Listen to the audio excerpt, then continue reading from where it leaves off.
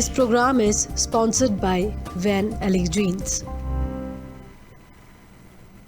नमस्कार, स्वागत है आपका। आप देख रहे हैं लोकमंच और मैं हूं आपके साथ आफरीन। कोरोना को लेकर यूपी पुलिस अलर्ट हो गई है। बिना मास्क के टहलने वाले लोगों पर लगातार कार्रवाई की जा रही है। संक्रमण को रोकने के लिए पुलिस ने मास्टर प्लान तैयार किया है, जिसको लेकर हमारे यूपी ब्यूरो आसिफ बेग ने एडीजी एसएन सावंत से खास बातचीत की। क्या कुछ कहा, आइए आपको सुनवाते हैं। कोरोना काल में यूपी पुलिस का अहम योगदान रहा। एक तरफ जहां अपराधियों की धरपकड़ का जिम्मा यूपी पुलिस के सिर पर रहा, तो दूसरी तरफ कोरोना मरीजों को अस्पताल तक पहुंचाने की भी जिम्मेदारी रही। ऐसे पुलिसकर्मी जो है काफ़ी संख्या में संक्रमित भी हुई है, लेकिन लगातार यूपी पुलिस अपनी जिम्मेदारी निभाती रही। हमारे साथ मौजूद हैं इस वक्त एडीजी लखनऊ एसएन सावंत जी, जिनसे बात करते हैं कि जो कोरोना काल चल रहा है इसके लिए क्या तैयारी है और क्या आगे की रणनीति है। जी नमस्कार। हम लोग सभी जानते हैं कि ये जो कोरोना की पैंडेमिक महामारी से हम लोग भारतवर्ष में हम लोग इसको देख रहे हैं। पहले लॉकडाउन का प्रक्रिया भी हुआ और उसके बाद उसके कई सारे चरण रहे। उसके बाद अनलॉकिंग का प्रक्रिया भी शुरू हो गया, क्योंकि लोगों को जब कोरोना लंबा चलेगा उनको अपना कामकाज भी करना है, लेकिन सुरक्षित रूप से करना है। कोरोना के समय समय पर अलग अलग नियम बदलते रहे परिस्थिति को देखते हुए सरकार के द्वारा, और उसी के तहत उसी गाइडलाइंस के तहत रहते हुए अन्य कार्रवाई सब शुरू हो गया है, ताकि लोगों की जो सामान्य दिनचर्या है और जीवन यापन है और उनकी जो लाइवलीहुड है उसमें कोई ज़्यादा दिक्कत ना हो। लेकिन कोरोना है और कोरोना के लिए सतर्कता अभी भी चाहिए। कोरोना में हम लोग सभी जानते हैं कि मास्क पहनना अत्यंत आवश्यक है। जो मास्क नहीं पहन रहे हैं हम लोग सबसे पहले उनको समझा रहे हैं, और लखनऊ जोन में मैं आपको बताना चाहूँगा कि अभी तक लगभग 5 लाख लोगों का चालान हो चुका है, और उसके साथ जो पब्लिक जो प्लेसेस है वहाँ पे थूकना नहीं चाहिए और उसमें भी लोगों का चालान हुआ है। और इस प्रकार लगभग 8 करोड़ 60 लाख तो समन शुल्क में ही हम लोगों के जोन में वसूल भी हुआ है। लेकिन उससे ज़्यादा महत्वपूर्ण है कि इसको पालन कैसे कराया जाए, सोशल डिस्टेंसिंग कैसे रखा जाए और 2 मीटर की दूरी रखा जाए, सैनिटाइज कैसे किया जाए। पुलिस फोर्स को भी हम लोगों ने उसके हिसाब से किया है। सभी थानों में हम लोग इसके लिए सतर्कता रखते हैं। जो पब्लिक के भी लोग आते हैं उनको भी मदद किया जाता है कि सैनिटाइज करने के लिए, कभी मास्क दिलाने के लिए बहुत सारे जितना संभव हम लोग भी अपना प्रयास करते रहते हैं। और जब शुरू में हुआ था, आप देख रहे हैं कि लॉकडाउन के समय भी पुलिस ने काफ़ी बढ़ चढ़ कर कार्य किया। जो हमारा एसेंशियल सर्विसेज एंड सप्लाईज है उसको कैसे लोगों के पास पहुंच सकता है, कंटेनमेंट जोन में अभी भी कैसे पहुंच रहा है, उसका जिम्मा और उसके सहयोग पुलिस देती रही। और उसके साथ साथ जो मरीज है उनको भी फैसिलिटेट के, हमारे जो हेल्थ वर्कर्स है, हमारे जो सैनिटेशन वर्कर्स है, उनको किस प्रकार मदद किया जा सकता है, सबके साथ कंधे से कंधे मिलाकर पुलिस ने ये कार्रवाई की। किस तरह से कोरोना संक्रमित मरीज की सूचना होने पर किस तरह राहत पहुंचाई जाती है, या क्या है, क्या संदेश देना चाहिए? देखिए, अभी क्योंकि ये काफ़ी समय हो गया है, लोगों को अभी इसके बारे में काफ़ी जानकारी हो चुकी है। प्रत्येक जनपद में एक इंटीग्रेटेड कंट्रोल रूम बनाया गया है, कमांड कंट्रोल बनाया गया है, जो सामान्यतः कलेक्ट्रेट या विकास भवन में है, जिसमें पुलिस के भी रिप्रेजेंटेटिव रहते हैं, स्वास्थ्य विभाग के रिप्रेजेंटेटिव रहते हैं, नगर निगम के रिप्रेजेंटेटिव रहते हैं, प्रशासन के एक अधिकारी वहाँ पे रहते हैं शिफ्ट बार। तो ये कैसे, जैसे भी कोई फ़ोन करता है, मान लीजिए कोई आपूर्ति की बात है, तो आपूर्ति कैसे किया जाएगा, आपूर्ति के भी वहाँ रिप्रेजेंटेटिव रहते हैं, उनको देखा जाता है। सिमिलरली उस प्रकार ये लॉकडाउन के समय ये ज़्यादा इफ़ेक्टिव इसीलिए रहा क्योंकि लोगों को जाना मना था। अभी तो लोगों को अपने अपने कामकाज करने में और ख़रीदने में जाने में कोई ज़्यादा असुविधा नहीं है, स्वयं भी कर सकते हैं। जब टोटल सब कुछ बंद हो जाता है तब पुलिस की रोल ज़्यादा महत्वपूर्ण हो जाती है, और इसको बखूबी पुलिस ने निभाई है। और उसके साथ साथ इस समय आप देख रहे हैं कि जो शादी वगैरह भी अलाउड हो चुका है, और लेकिन उसमें सीमित संख्या में करने के लिए अलाउड है, कोरोना के नियम को पालन करते हुए करने में अलाउड है। इसमें भी सबको सहयोग किया जाता है कि किस प्रकार किसी को कोई समस्या भी ना हो, लेकिन उसके साथ साथ कोरोना के गाइडलाइंस पालन किया जाए। कई अधिकारी जो हैं कोरोना काल में काफ़ी योगदान दिए, जो अपने बीच नहीं हैं, क्या संदेश देना चाहेंगे ऐसे परिवार को जो अपने बीच में? ये बहुत बड़ा सेक्रीफाइस है उन लोगों का, क्योंकि दिन प्रतिदिन पुलिस लोगों के साथ मिलते हैं। आपको याद होगा कि एक फेज़ में जिसमें हमारे प्रवासी साथीगण प्रवासी विभिन्न स्थान पे काम करते थे भारत के, और वो लोग वापस अपने अपने जनपद में आने लगे हैं, बड़े संख्या में आए थे। उनके साथ भी कोरोना का ये बढ़ने लगा था केसेस, और उसके समय भी पुलिस का क्योंकि इंटरफेस रहता है सभी जगह पे, सतर्कता रखी जाती है, लेकिन उसके बावजूद भी कभी कभी कुछ हमारे पुलिस जनों को कोरोना संक्रमण होता है। और दुर्भाग्य ये है कि कुछ लोगों को जो आज हमारे बीच में नहीं है कोरोना संक्रमित हो गए, और उसके बाद उनका ये जो सैक्रिफाइस है ये हमेशा के लिए याद रखे और सबके लिए प्रेरणादायक होगा कि सभी कुछ करने के बावजूद भी वो उन शहीदों में है जो कोरोना के लिए काम करते हुए देशवासियों के लिए वो शहीद हो चुके हैं। कोरोना काल में यूपी पुलिस ने अपनी अहम जिम्मेदारी निभाई और लॉकडाउन का उल्लंघन करने पर, बिना मास्क के टहलने पर काफ़ी संख्या में कार्रवाई भी हुई। वहीं दूसरी तरफ पुलिस जो है तत्पर भी है और लोगों से अपील कर रहे हैं कि वह बिना वजह ना टहले। फिलहाल देखने वाली बात यह होगी कि जिस तरह से कोरोना केस को कम करने के लिए पुलिस लगातार अपनी ड्यूटी निभा रही है, इसको लेकर जनता की भी भागीदारी जरूरी है। आसिफ बेग, लोकमंच। उत्तर प्रदेश में कासगंज जनपद के थाना ढूलना क्षेत्र के अंतर्गत रात 2 बजे गांव नौगवा के समीप बारातियों से भरी बस अनियंत्रित होकर खड्डे में पलट गई। इसमें 10 लोग गंभीर रूप से घायल हो गए हैं। आपको बता दें कि बारातियों की बस जिसमें 70 बाराती सवार थे, बारात वापस कादरखेड़ा लौट रही थी, तभी गांव नौगवा के समीप हजारा नहर पटरी पर अनियंत्रित होकर सड़क किनारे खड्डे में पलट गई। सूचना पाकर मौके पर पहुंची पुलिस ने घायलों को अस्पताल में भर्ती करवा दिया है। वहीं घायल बाराती ने बताया कि बस कंडक्टर चला रहा था, जिसके चलते लापरवाही के कारण ये हादसा हुआ है।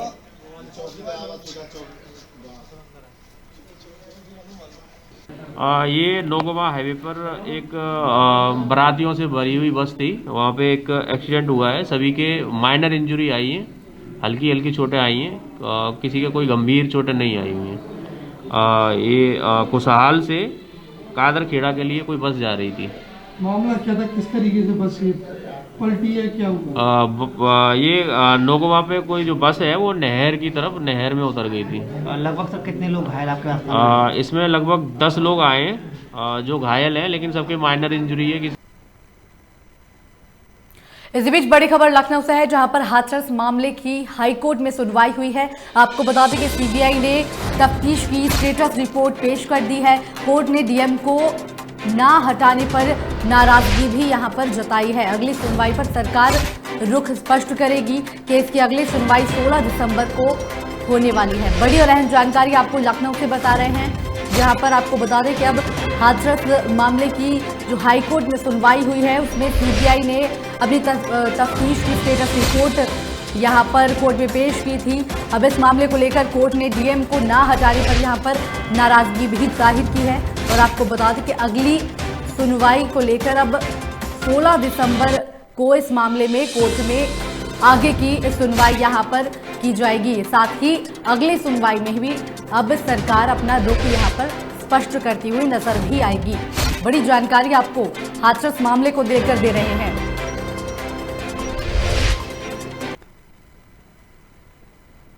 लखनऊ में मिशन शक्ति के तहत जीआरपी टूंडला पुलिस ने शीतल वर्मा नामक छात्र को 1 दिन का थाने का पदभार सौंपा। जीआरपी थाने का पदभार संभालने के बाद शीतल वर्मा ने स्टेशन परिसर का दौरा किया। वहीं पुलिस बल के साथ गाड़ियों में चेकिंग कर महिलाओं को उनके अधिकारियों के प्रति जागरूक भी यहां पर किया गया। और महिला हेल्पलाइन 1090 पर और 112 पुलिस हेल्पलाइन के बारे में भी बताया गया। छात्रा शीतल वर्मा ने जीआरपी थाने का अपराध रजिस्टर और उपस्थिति रजिस्टर को भी चेक किया। इसके साथ ही सभी कर्मियों से थाना परिसर में साफ सफाई पर विशेष ध्यान देने की भी बात कही गई। साथ ही थाने आने वाले फरियादों के साथ अच्छा व्यवहार करने की सलाह यहां पर छात्रा ने दी है। और साथ ही छात्रा शीतल वर्मा ने स्टेशन पर मौजूद यात्रियों को कोरोना वायरस के प्रति सावधानी बरतने और मास्क लगाने और सोशल डिस्टेंस का पालन करने के लिए प्रेरित किया। महिला यात्रियों को कोई भी परेशानी हो तो आप रेलवे कर्मियों से। ये उत्तर प्रदेश सरकार की एक मिशन शक्ति प्रोग्राम चल रहा है। जिसके अंतर्गत महिलाओं को जागृत करने के लिए, बालिकाओं को जागृत करने के लिए एक पिंडा थाना अध्यक्ष बनाकर थाने की पूरी कार्यप्रणाली से उन्हें अवगत कराया जाता है, जिससे नारी का सशक्तिकरण हो सकता है।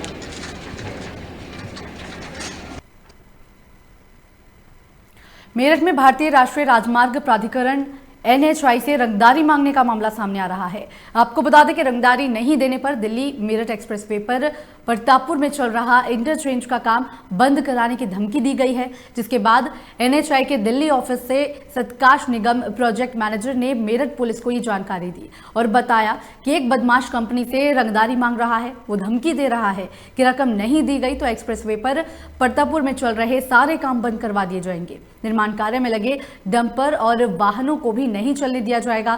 साथ ही मामले की जानकारी मिलने के बाद पुलिस ने जांच पड़ताल अब शुरू कर दी है। बताया जा रहा है कि रंगदारी मांगने वाला मेरठ में जिला पंचायत का चुनाव लड़ने की तैयारी कर रहा है। दिल्ली रोड पर उसने अपने पोस्टर भी लगवा रखे हैं। पड़ताल के बाद पुलिस ने NHAI से संपर्क किया और शिकायती पत्र मिलने पर पुलिस ने प्रतापपुर में रंगदारी की धाराओं में मुकदमा दर्ज कर दिया है और साथ ही 2 अभियुक्त को यहां पर गिरफ्तार भी कर लिया गया है। एक आरोपी अभी भी पुलिस की पकड़ से फरार बताया जा रहा है। दिल्ली मेरठ एक्सप्रेसवे के निर्माण में GR इंफ्रा प्रोजेक्ट के प्रोजेक्ट मैनेजर सत्काश निगम के द्वारा अवगत कराया गया कि कुछ लोग उनके जो डंपर इस कार्य में लगे हुए हैं उनको रोककर रंगदारी की मांग की जा रही है और ऐसा नहीं करने पर कार्य में बाधा उत्पन्न किया जा रहा है। इस सूचना पर तत्काल थाना प्रतापपुर पर अभियोग 386, 186 IPC का पंजीकृत करते हुए अंकुर, विकल और पिंटू नामक 2 अभियुक्तों को आज गिरफ्तार कर लिया गया है। एक और इसमें अभियुक्त है जो अभी वांछित चल रहा है, जिसकी शीघ्र ही गिरफ्तारी सुनिश्चित की जाए। इसी बीच बड़ी खबर लखनऊ से सामने आ रही है। आपको बता दें कि एयरपोर्ट पर कस्टम को बड़ी सफलता मिली है। दुबई से लखनऊ पहुंचे यात्री के पास 514 ग्राम यहां पर सोना बरामद किया गया है। सोने की कीमत करीब 26,47,000 रुपए बताई जा रही है। बड़ी और अहम जानकारी आपको बता रहे हैं। आपको बता दें कि फाइल पेपर्स के रूप में ट्रॉली बैग में ये आरोपी सोने को छुपाकर यहां पर लेकर जा रहे थे। बड़ी जानकारी आपको लखनऊ से दे रहे हैं, जहां पर कस्टम को बड़ी सफलता यहां पर हासिल हुई है। जहां पर एयरपोर्ट में कस्टम ने दुबई से लखनऊ पहुंचे एक यात्री के पास से भारी मात्रा में सोना बरामद किया है। 514 ग्राम ये सोना कस्टम ने बरामद किया है, जिसकी कीमत तकरीबन 26,47,000 रुपए बताई जा रही है। आपको बता दें कि फॉइल पेपर के रूप में ये ट्रॉली बैग में छुपाकर सोने की तस्करी यहां पर करने वाले थे। मिर्जापुर में प्रतिष्ठित समाजसेवी अनमोल सिंह पटेल ने एक मिसाल पेश की है। आपको बता दें कि अनमोल सिंह पटेल ने अपने आवास पर मंगलवार की शाम ठंड से बचाने के लिए गरीबों और जरूरतमंदों में 150 से अधिक कंबल वितरित किए हैं, जिसके बाद गांव के लोगों ने काफी यहां पर सराहना भी की है। वहीं इस आयोजन के मुख्य अतिथि पुलिस चौकी इंचार्ज नारायणपुर श्यामधर सिंह भी यहां पर मौजूद रहे थे और कार्यक्रम आयोजक अनमोल सिंह, समाजसेवी पुत्र सात्विक सिंह पटेल और साथ ही उनके कई सहयोगी यहां पर कंबल वितरण कार्यक्रम के दौरान मौजूद रहे थे। इस दौरान चौकी इंचार्ज नारायणपुर श्यामधर सिंह ने कहा है कि शुरुआती दौर में ही कड़ाके की ठंड को देखते हुए कंबल वितरण कार्य जितना भी किया जाए वो करना चाहिए। साथ ही यहां पर उन्होंने सराहना भी समाजसेवी की है। आयोजक अनमोल सिंह पटेल ने आगंतुक अतिथियों का आभार यहां पर व्यक्त करते हुए बताया है कि लोग जन्मदिन मनाने के नाम पर हजारों रुपए खर्च कर देते हैं, जिसका कोई सार्थकता नहीं होता। अगर ये खर्च जरूरतमंदों के लिए किया जाए तो ज्यादा बेहतर होगा। क्या कार्यक्रम है? कार्यक्रम ये है कि आज हमारे बेटे का सात्विक सिंह पटेल का बर्थडे, तो हम हर साल की भांति इस साल भी उसके जन्मदिन पर हम अपने गांव में ज़रूरतमंदों को कंबल बांटते हैं। और कंबल बांटने का हमारा ये उद्देश्य है कि एक समाज में मतलब सही संदेश जाए। ऐसे क्या होता है, अक्सर बर्थडे पर लोग 10-20-50 हज़ार नुकसान करते हैं लोगों को पार्टी देने में, लेकिन हमने सोचा कि हम मतलब ज़रूरतमंदों को कंबल बांटें जो नहीं खरीद सकते या मतलब कुछ होता है ऐसा। अच्छा, गांव के जो लोग भी ज़रूरतमंद लोग यहाँ पर आते हैं तो आपको देख के क्या लगता है, कैसा महसूस होता है उन लोगों को? बहुत अच्छा लगता है उन लोगों को। मुरादाबाद में स्मार्ट सिटी प्रोजेक्ट में घोटाला कर रहे आरोपियों को पुलिस ने गिरफ्तार कर लिया है। बताया जा रहा है कि नगर निगम के जरिए एक तहरीर दी गई थी जो मुरादाबाद स्मार्ट सिटी प्रोजेक्ट के अंतर्गत शहर के सौंदर्यीकरण में लगने वाली स्ट्रीट लाइट चोरी के संबंध में थी। उसी संबंध में मुरादाबाद पुलिस ने मुकदमा दर्ज कर आरोपियों की गिरफ्तारी की है और चोरी की गई लाइटें भी बरामद की गई हैं। पूरे मामले में 3 अभियुक्तों को पुलिस ने गिरफ्तार कर जेल भेज दिया है और साथ ही सीओ सिविल लाइन ने घटना का खुलासा करते हुए जानकारी दी है कि ये लोग नशा करने के लिए यहाँ लाइट चुराकर बेचते थे और उसने नशा करने के लिए नशीला पदार्थ खरीद लेते थे। यहाँ पे नगर निगम ने जिला मुरादाबाद के सौंदर्यकरण के लिए कांट रोड के आसपास बोलार्ड लाइटें लगाई थी और जिससे कि ये सुंदरता बढ़े मुरादाबाद की। इसमें पिछले कुछ दिनों से शिकायतें आई थी कि यहाँ पे जो नई लाइटें लगाई गई है ये लगातार रूप से चोरी हो रही थी। इस संबंध में पहले भी एक मुकदमा पंजीकृत करके 3 लोगों को जेल भेजा गया था और उनके पास से लाइटें बरामद की गई थी।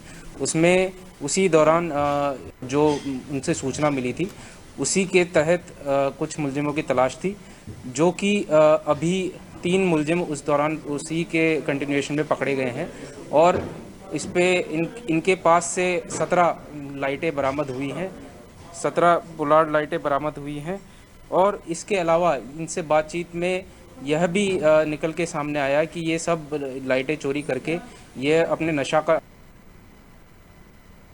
इसी बीच बड़ी खबर हमीरपुर से है, जहां पर कोरोना की संख्या के साथ मृतकों का ग्राफ बढ़ गया है। कोरोना संक्रमित वृद्ध की इलाज के दौरान मौत हो गई है।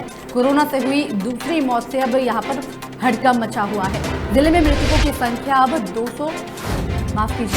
23 पहुंच गई है। बड़ी और अहम जानकारी आपको हमीरपुर से दे रहे हैं, जहां पर कोरोना की संख्या के साथ अब मृतकों का भी आंकड़ा यहां पर बढ़ गया है। कोरोना संक्रमित एक वृद्ध की इलाज के दौरान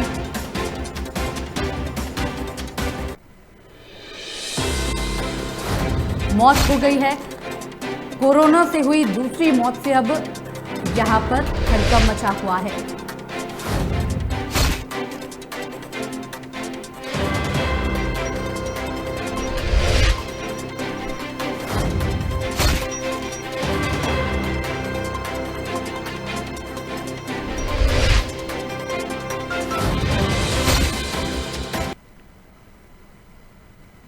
नोएडा में पुलिस और बदमाशों के बीच मुठभेड़ सामने आ रही है। आपको बता दें कि मुठभेड़ का मामला सामने आने के बाद मामला सेक्टर 24 थाने का है, जहां पर पुलिस की वाहन चेकिंग के दौरान देर रात सेक्टर 23 में बाइक सवार शातिर चेन स्नैचर के बदमाशों से मुठभेड़ हो गई थी। इस दौरान गोली लगने से 10,000 का इनामी बदमाश घायल हो गया था, जबकि उसका एक साथी अंधेरे का फायदा उठाकर मौके से फरार हो गया। वहीं पुलिस ने घायल बदमाश को इलाज के लिए जिला अस्पताल में भर्ती कराया है और फरार बदमाश को पकड़ने के लिए कॉम्बिंग अभियान चलाया जा रहा है। पकड़े गए बदमाश के पास से पुलिस ने एक चोरी की बाइक, एक तमंचा और कारतूस भी बरामद किए हैं।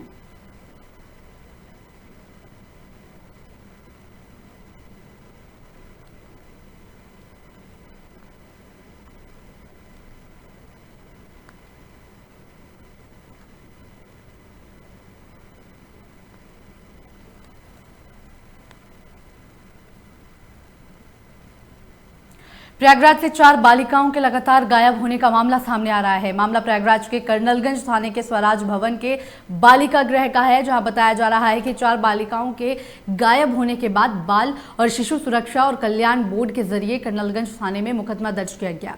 अब बालिका गृह के सचिव के जरिए भी जवाबी कार्रवाई की तैयारी की जा रही है। वहीं स्वराज भवन बालिका गृह के सचिव कर्नल काक ने बताया है कि जिला प्रोविजन अधिकारी कमलेश यादव के जरिए लगाए गए इल्जाम बेबुनियाद हैं और ये मात्र संस्था को बदनाम करने की साजिश की गई है। साथ ही पूरे मामले पर पुलिस अधीक्षक नगर दिनेश कुमार सिंह का कहना है कि मामले की जांच की जा रही है और इसका निस्तारण जल्द ही कर लिया जाएगा।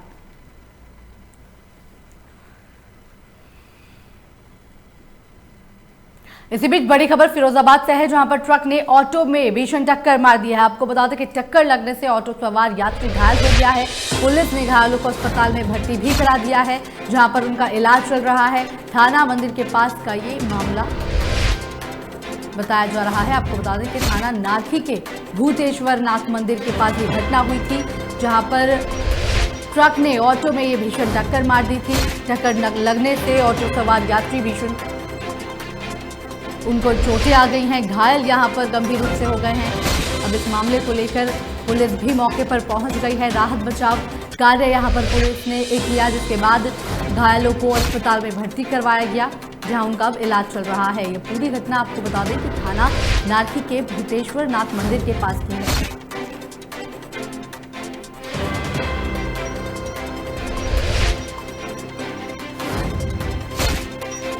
भीषण ये टक्कर हुई है, जहां पर ट्रक की चपेट में ये ऑटो आ गया था, जिसमें ऑटो सवार लोग घायल हो गए हैं।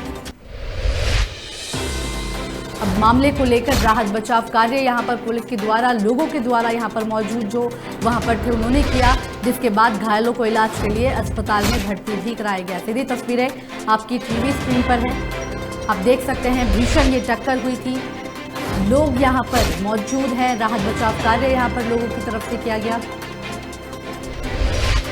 लाइव तस्वीरें हम आपको दिखा रहे हैं।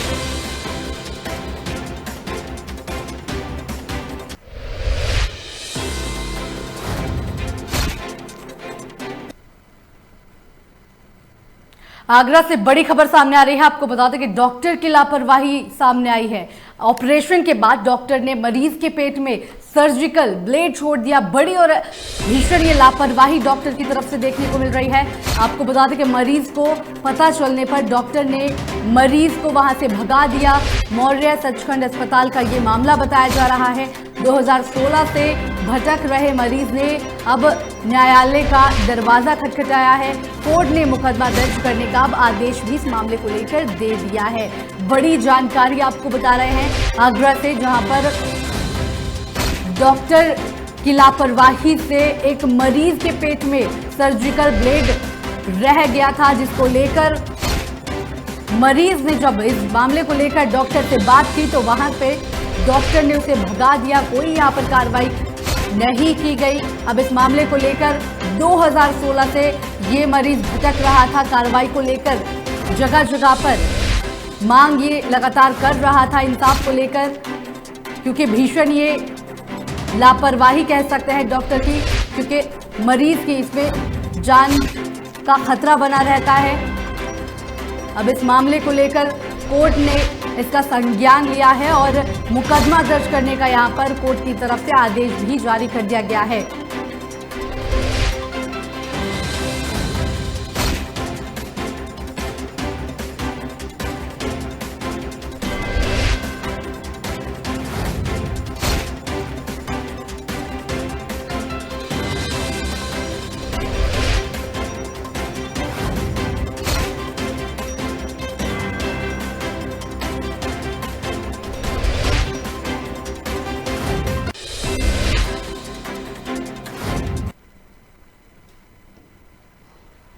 देश के प्रधानमंत्री और उत्तर प्रदेश के मुख्यमंत्री योगी आदित्यनाथ के निर्देश पर अब राज्य सलाहकार समितियों की कमान दलित मंत्रियों को सौंपनी शुरू कर दी गई है, जिसमें एक नाम रविशंकर हवेलकर का नाम भी शामिल है। रविशंकर अब पूरे उत्तर प्रदेश के हर जनपद से 20-20 गांवों को चयन करेंगे और इस सूची में वो गांव होंगे जहां की आबादी 50% दलित बहुमूल्य होगी। और इसी मुद्दे को लेकर हमारे संवाददाता ने रविशंकर से खास बातचीत की। क्या कुछ कहा है, आइए आपको सुनवाते हैं। नमस्कार, आपका स्वागत है लोकमंच पर। मैं हूं भानु चंदेल। आज हम एक खास शख्सियत से बात करें जो उत्तर प्रदेश सरकार और केंद्र सरकार के खास शख्सियत हैं। ये कह लें कि योगी सरकार के राज्य में दलितों के हाथ में कमान दे रखी है। यानी कि हमारे साथ हैं रविशंकर हवेलकर, जो कि प्रधानमंत्री आदर्श ग्राम योजना राज्य समिति के सलाहकार समिति के मंत्री यानी पदभार से उनको सम्मानित किया गया। आज हमारे साथ में है कि उन्नाव जनपद पहला भ्रमण कार्यक्रम उनका लगा हुआ है। हमारे साथ में है सर, लोकमंच पर आपका स्वागत है। धन्यवाद। आज मैं यहाँ उन्नाव पर जो दौरे पर आया हुआ हूँ, यहाँ पर मेरा आप सब लोगों से ये कहना है कि वास्तव में भारतीय जनता पार्टी की सरकार, चाहे वो यशस्वी प्रधानमंत्री आदरणीय मोदी जी हों या यशस्वी मुख्यमंत्री आदरणीय योगी आदित्यनाथ जी महाराज हों, हम जब अंतिम व्यक्ति के उदय की बात करते हैं तो आप ये मान लीजिए कि पंडित दीनदयाल उपाध्याय जिनके मार्गदर्शन पर, जिनके पथ चिन्हों पर चलकर हम लोग निरंतर वंचित वर्गों के कल्याण के लिए कार्य कर रहे हैं, उसी परिप्रेक्ष्य में मुझे राज्य निगरानी समिति का सलाहकार सदस्य बनाकर भेजा गया है समाज कल्याण विभाग से। और आप ये देखेंगे कि इससे पहले की सरकारों में राज्य स्तरीय निगरानी समितियों का कोई अता पता नहीं होता था, पता ही चलता था कौन आया कौन, मतलब निष्प्राय थी, कोई प्रयोजन नहीं था। लेकिन हम धन्यवाद करना चाहते हैं अपने यशस्वी मुख्यमंत्री जी का कि वो इतने पारदर्शी हैं और इतने सक्रिय हैं कि वो एक एक चीज़ को देखते हैं कि हम और लोक कल्याण के लिए क्या कर सकते हैं। इसी परिप्रेक्ष्य में मैं कह सकता हूं कि मुख्यमंत्री जी ने दलितों के हाथ में राज्य निगरानी समिति की जो कमान दी है और इस विश्वास के साथ दी है कि हम लोग जाकर के जमीनी स्तर पे, धरातली स्तर पे हम लोग वंचित वर्गों के कल्याण के लिए काम करेंगे। और सिर्फ अनुसूचित जाति नहीं, मानव कल्याण के लिए तो हम किसी भी पीड़ित व्यक्ति की मदद कर सकते हैं, उसके लिए हम तत्पर हैं। और प्रत्येक जनपदों पर जाकर के हमारे स्तर पे जो हमारा कार्य है, हमें ये देखना है कि प्रधानमंत्री आदर्श ग्राम योजना के अंतर्गत बिजली, पानी, सड़क, सफाई, स्वास्थ्य, शिक्षा और परिषदीय विद्यालयों की स्थिति क्या है, उसमें हमारे अनुसूचित जाति के बच्चों की पढ़ाई का स्तर क्या है, और भी डेवलपमेंट से जुड़े हुए बहुत सारे काम। यह प्रधानमंत्री जी की अति महत्वाकांक्षी योजना है और इसका परिप्रेक्ष्य यह है कि माननीय प्रधानमंत्री जी आदर्श ग्राम के रूप में उन क्षेत्रों को भी लेना चाहते हैं जिन पर अभी तक किसी भी सरकार की नज़र नहीं पड़ी। बिल्कुल सर, अगर हम देखें जिस तरह से आपको पदभार दिया गया प्रधानमंत्री आदर्श ग्राम योजना, यानी कि ग्रामीण क्षेत्र के उन विकास कार्यों पर, चाहे वो महिला संबंधी हो या बच्चे से संबंधित हो, दलितों की हो, पिछड़ों की हो, कई समस्याएं उसमें आती हैं। लेकिन जिस तरह से आपको पदभार दिया गया, एक बड़ी जिम्मेदारी, अहम जिम्मेदारी है, शायद आपने सोचा भी नहीं होगा इतना बड़ा पदभार हमको दिया जाएगा, कि आप भी निवासी कानपुर के ही हैं, तो कैसे इस पद का निर्वहन करेंगे आप? देखिए, मैं अगर पार्टी ने मुझे कोई दायित्व दिया है तो पहले मेरे कंधे शायद इतने मजबूत नहीं थे, लेकिन आप सब लोगों के सहयोग से कंधे मजबूत हैं, जिम्मेदारी है, तो आप सबके सहयोग से कार्य का क्रियान्वयन पूरी ईमानदारी से होगा। अभी आपने देखा विभागीय बैठक में जो भी आंकड़े मुझे दिए गए, हमने यहाँ पर जनपद उन्नाव के 20 गाँवों को चिन्हित किया है, जिसमें आपके मियाँगंज औरास, ये जो आपके ग्राम का नाम कुल्हा, अटौरा, मुजफ्फर सर्रा, बड़ादेव, उथैयावा, हाजीपुर, गोशा, हसनपुर, पश्चिम बाब, धमियाना, नंदौली, सिरसा, समधा, गरियाकला, कुरसट ग्रामीण, हरियावार, सौरपुर, धौरा, उचार, ऐसे ये 20 गांव हम लोगों ने इसमें चिन्हित किए हैं और हमारी प्राथमिकता है। ये 20 गांव वो हैं जो हम अनुसूचित जाति बाहुल, जिनकी 50% से अधिक संख्या है, उनको हम प्राथमिकता दे रहे हैं। इसके साथ साथ अन्य सर्वसाधारण के लिए भी ग्रामीण क्षेत्रों में जो स्थिति है, हमारी सरकार उनको भी आदर्श ग्राम के रूप में विकसित करने का बिल्कुल जिस तरह से आपका कहना है कि जिस गांव का आप चिन्हित कर रहे हैं वहाँ पर लगभग 50% मान लीजिए दलित पिछड़े वर्ग के लोग निवास कर रहे हैं, वहाँ पर आपका फोकस जा रहा है, तो कहीं ना कहीं ये देखा जा रहा है कि सबका साथ, सबका विकास, सबका विश्वास, जो बीजेपी या गवर्नमेंट का जो एक स्लोगन है, तो उसी स्तर पर काम करने के धरातल पे कुछ नज़ारा अलग ही नज़र आ रहा है कि भ्रष्टाचार की समस्याएं बढ़ रही हैं, परिषदीय विद्यालयों समस्याएं बढ़ रही हैं, शिक्षा विभाग भ्रष्टाचार काफी बढ़ रहे हैं। इन पर अंकुश लगाते हमने देखा डीएम साहब इतिहास में उन्नाव के पहले बार निलंबित हुए, बीएसएस साहब निलंबित हुए, उसके बाद में फिर आ रहा है कंपनी ग्रांट मामला आया, उसके बाद में परिषदीय आ रहा है कि फर्नीचर उड़ाला हुआ है। ये इस सरकार इतना कड़ा रवैया अपना रही है, तो फिर भी इनके अधिकारी कर्मचारी जो भ्रष्टाचार करने से बाज क्यों नहीं आ रहे हैं? देखिए, मैं इसमें आपको एक बात ये कहना चाहता हूँ कि आप स्वयं ही कह रहे हैं कि जब हम जीरो टॉलरेंस